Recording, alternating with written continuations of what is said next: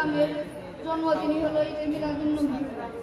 এই দিনটি মুসলমানদের কাছে যেমন অত্যন্ত আনন্দের তেমনি সুখের, কেননা এই হযরত মুহাম্মদ সাল্লাল্লাহু আলাইহি সাল্লাম 570 খ্রিস্টাব্দের 12 রবিউল আউয়াল মক্কা নগরীর বিখ্যাত কুরাইশ বংশে জন্মগ্রহণ করেন। তার পিতার নাম আব্দুল্লাহ, মাতার নাম আমিনা এবং দাদা আব্দুল মুতালিব। মিলাদুন্নবী এর অর্থ হলো মানব হযরত মুহাম্মদ সাল্লাল্লাহু আলাইহি সাল্লামের জন্মদিন। এই দিন উপলক্ষে মুসলমানরা যে বিশেষ আলোচনা ও দোয়ার অনুষ্ঠান করে, তাই ঈদে মিলাদুন্নবী। এই দিনটি মুসলমানদের কাছে অত্যন্ত গুরুত্বপূর্ণ।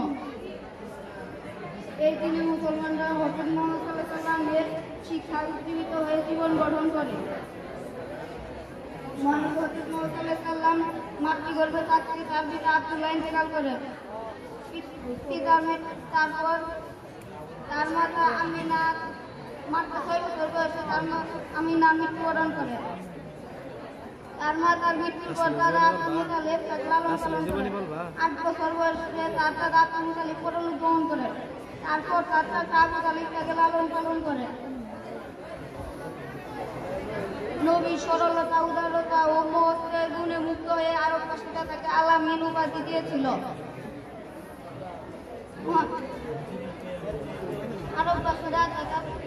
আরব অবস্থা সে সময় ছিল অত্যন্ত শোচনীয়। এমন শোচনীয় অবস্থায় রাসূল সাল্লাল্লাহু আলাইহি ওয়াসাল্লাম পৃথিবীতে আগমন করেন।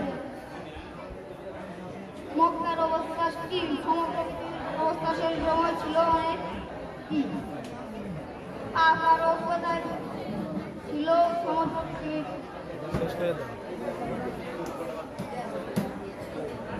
এই বলে আমার বক্তব্য শেষ।